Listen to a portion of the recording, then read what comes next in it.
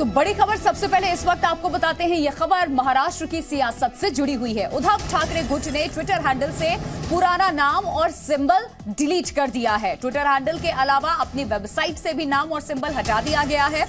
चुनाव आयोग के फैसले के बाद यह कदम उठाया है।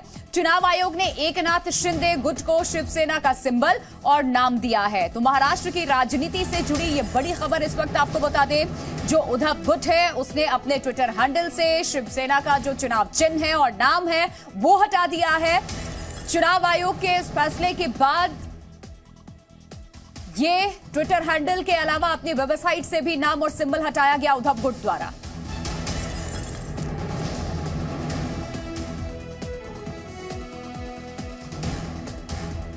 हमारा जो हिंदुत्व है वो देश से जुड़ा हुआ है, लेकिन इनका जो हिंदुत्व है वो कैसे है कि आपस में लड़ाई लड़ाओ, आपस में झगड़ा कराओ, परिवार में झगड़ा लगाओ, पार्टी में झगड़ा चालू करो और सत्ता हासिल करो।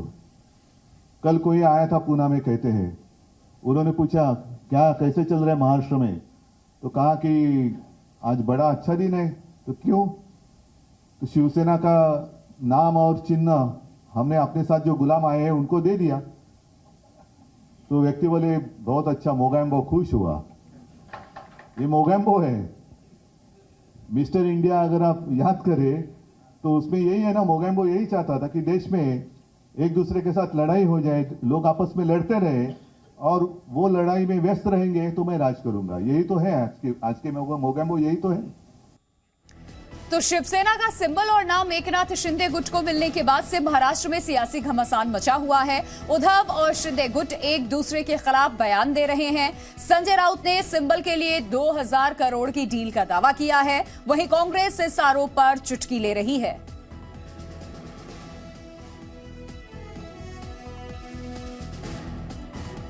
तो अमित शाह के आरोप का उद्धव ठाकरे ने जवाब दिया। देखिए कैसे महाराष्ट्र की सियासत पर वार पलटवार इस वक्त चल रहा है। गत चुनाव में मैं पार्टी का अध्यक्ष था। चुनाव मिलकर लड़े, अपनी फोटो से बड़ी फोटो मोदी जी की लगाई, देवेंद्र जी को नेता मानकर चुनाव लड़े और फिर मुख्यमंत्री बनने के लिए विरोधी विचारधारा के तलवे चाटने लगे। आज उनको सत्य क्या है वो परिचय मिल गया है। जो जिसको आप अपना नेता मान रहे हैं उसी को मैंने वचन दिया था कि मैं शिवसैनिक को मुख्यमंत्री करूंगा। वो वचन निभाने वाला अगर धोखा देता है तो उसके साथ मुझे कैसे बर्ताव करना चाहिए? जिसने हमें धोखा दिया, बाला साहब की शिवसेना को धोखा दिया, उसके तलवे चाटने वाले आपको चलते हैं।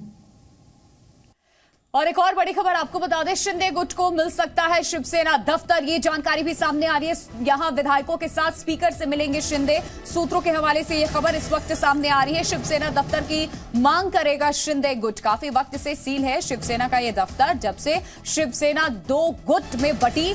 शिवसेना का दफ्तर स्पीकर से शिवसेना दफ्तर सौंपने की मांग शिंदे गुट यहां कर सकता है। सूत्रों के हवाले से ये बड़ी जानकारी इस वक्त सामने आ रही है। शिंदे गुट को ये शिवसेना का जो दफ्तर है मिल सकता है। काफी लंबे अरसे से शिवसेना का दफ्तर बंद है। विधायकों के साथ स्पीकर से मुलाकात करेंगे एकनाथ शिंदे। सूत्रों के हवाले से यह खबर इस वक्त सामने आ रही है।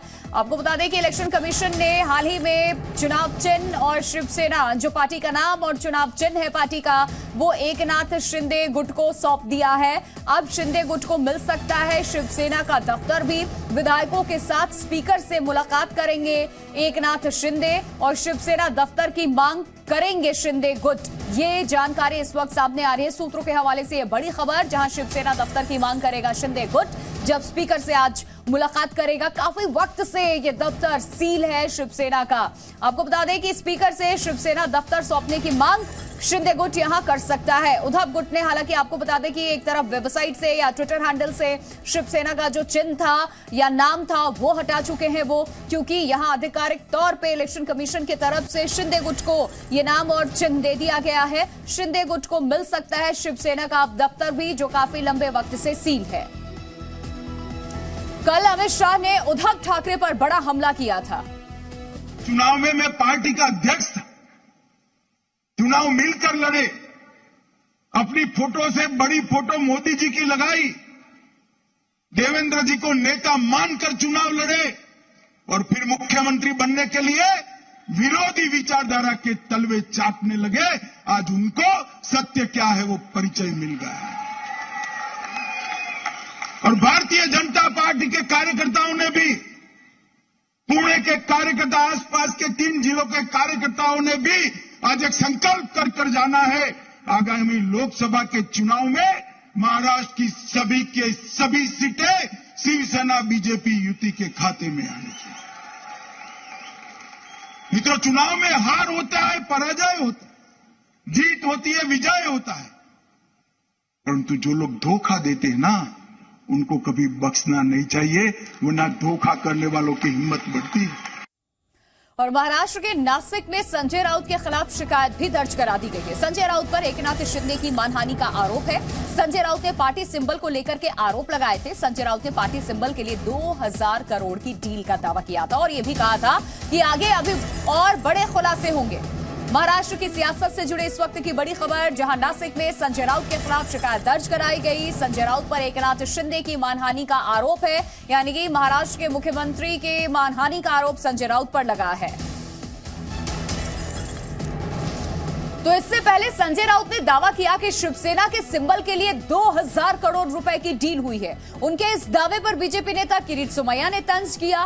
किरीट सोमैया ने कहा कि संजय राउत को चाहिए कि वो अपनी बात अदालत में जरूर रखे। मैंने ट्वीट कर देश को अवगत किया है कि जिस तरह से शिवसेना और शिवसेना का जो निशानी है तीर कमान, वो हमसे छीन लिया है, वो न्याय नहीं है, वो सत्य नहीं है, वो एक व्यवहार और व्यापार हो गया, खरीद लिया गया। और अब तक 2000 करोड़ रुपए की लेन देन उस मामले में हुई है, सिर्फ शिवसेना से चिन्ह और नाम छीनने के लिए। ये मेरा प्राथमिक अंदाज है, जिसे आप FIR कहते हो, first information report. This is FIR, ये मेरा FIR है। ये निर्णय खरीदा हुआ निर्णय, 2000 करोड़ का व्यवहार अब तक हो चुका है 6 महीनों में, सिर्फ चिन्ह और नाम के लिए। संजय राउत कहते हैं कि शिवसेना का नाम और धनुष्यबाण निशान के लिए रुपये 2000 करोड़ का सौदा हुआ। मुझे आशा है कि उद्धव ठाकरे और संजय राउत कोर्ट में, न्यायालय में जो याचिका करेंगे उसमें यह आरोप का उल्लेख करेंगे। तो महाराष्ट्र में सिंबल सियासी घमासान जारी है इस वक्त। एक तरफ उद्धव और बीजेपी एक दूसरे पर धोखा देने का आरोप लगा रहे हैं, तो वहीं एकनाथ शिंदे कह रहे हैं कि उनसे बीजेपी ने कहा है कि वो एकनाथ शिंदे के पीछे चट्टान की तरह खड़ी है। भारतीय जनता पार्टी के कार्यकर्ताओं ने भी, पुणे के कार्यकर्ता, आसपास के 3 जिलों के कार्यकर्ताओं ने भी आज एक संकल्प कर जाना है, आगामी लोकसभा के चुनाव में महाराष्ट्र की सभी सीटें शिवसेना बीजेपी युति के खाते में आनी चाहिए। मित्रों, चुनाव में हार होता है, पराजय होता है, जीत होती है, विजय होता है, परंतु जो लोग धोखा देते हैं ना, उनको कभी बख्शना नहीं चाहिए, वरना धोखा करने वालों की हिम्मत बढ़ती है। मला शब्द आठवतो आहे की तेव्हा अमितभाई म्हणाले होते, शिंदेजी आगे बढ़ो, आपके पीछे हम चट्टान की तरह खड़े हैं। अमित जी ने कहा ठीक है, और बाद में ठीक है के बाद जो कुछ हुआ आप देख रहे हैं। और उस वक्त अगर मैं आज जैसे हमारे कुछ लोग गले में पट्टा बांधकर गए उनके पास, तो ये तो मेरे पिताजी ने कभी सिखाया नहीं किसी की गुलामी करो। मेरे पिताजी ने सिखाया अन्याय के साथ लड़ाई करो। मैं तो लड़ने वाले पिता का लड़ने वाला पुत्र हूं। तो सुना आपने किस तरीके से अब इस पे रिएक्शंस भी आने शुरू हो गए हैं। जी मीडिया संवाददाता अंकुर त्यागी इस वक्त हमारे साथ मुंबई से जुड़ चुके हैं, सीधे उनका रुख करते हैं। अंकुर, शिवसेना एकनाथ शिंदे की हुई तो जाहिर सी बात है पार्टी का चिन्ह भी एकनाथ शिंदे का हुआ। अब जो दफ्तर है शिवसेना का वो किसका होगा?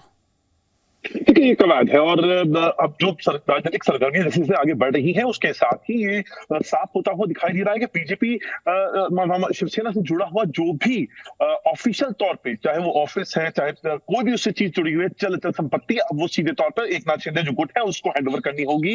और उसी अभी तकरीबन 9:30 बजे के करीब एक मीटिंग होने वाली है। एक नाथ शिंदे जो है वो अपने जितने भी एमएलएज हैं उनके साथ एक मीटिंग करने वाले हैं। बहुत सारी इसमें बातें डिस्कस होने वाली हैं। खास तौर पे जो आने वाला बजट सत्र है उसमें विहिप लागू करने को लेकर भी एक पूरा विचार विमर्श यहाँ पर किया जाने वाला है। अगर ऐसा होता है तो यकीनन तौर पर उद्धव ठाकरे के साथ जो बाकी के भी तो थोड़े बहुत विधायक बचे हैं उनके लिए बहुत अजीब सी पशपेश वाली स्थिति हो जाएगी। इस पर भी चर्चा होनी है। 2000 करोड़ का उद्धव ठाकरे गुट से जो संजय राउत ने आरोप लगाया है शिंदे गुट पे, ये पूरा मामला क्या है, क्या कहना चाहते हैं संजय राउत?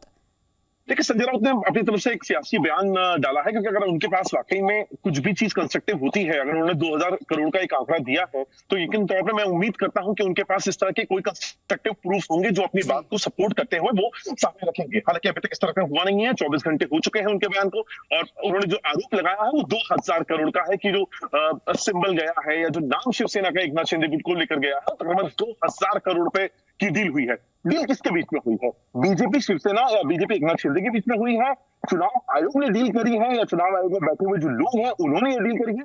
कोई इसके ऊपर क्लैरिफिकेशन नहीं है। एक जनरल स्टेटमेंट दे दिया गया है और उससे जुड़ा हुआ कोई भी सबूत, बात कर रहे हैं एफआईआर की कि मेरे पास एफआईआर है, फर्स्ट इन्वेस्टिगेशन रिपोर्ट, लेकिन उससे जुड़ा हुआ कोई भी कंस्ट्रक्टिव प्रूफ उनके पास नहीं है। अब यहाँ पर देखना होगा कि 2000 करोड़ का जो आंकड़ा संजय राउत दे रहे हैं इस डील को लेकर, उनको प्रूफ कैसे करेंगे अपना पॉइंट। और उसी की बाबत अभी नासिक में एक शिकायत जो है वो फिलहाल संजय राउत के खिलाफ हुई है। बिल्कुल, एक तरफ उद्धव गुट जो है वो इलेक्शन कमीशन के फैसले का स्वागत कर रहा, हमने देखा ट्विटर हैंडल से या फिर वेबसाइट से चुनाव चिन्ह जो था वो हटा लिया गया, नाम हटा दिया गया शिवसेना का। लेकिन दूसरी तरफ संजय राउत की तरफ से गंभीर आरोप लगाए गए, बिना नाम लिए, ना बीजेपी का ना इलेक्शन कमीशन का नाम लिया, लेकिन बताया उन्होंने कि ये डील है 2000 करोड़ रुपए की। यानी कि दो लोगों के ऊपर सीधे तौर पर आरोप हो सकता है। इलेक्शन कमीशन ने यह फैसला दिया जिसका स्वागत भी आप खुल के नहीं कर पा रहे हैं और इस तरीके के आरोप लगा रहे हैं। शुक्रिया अंकुर तमाम जानकारी के लिए।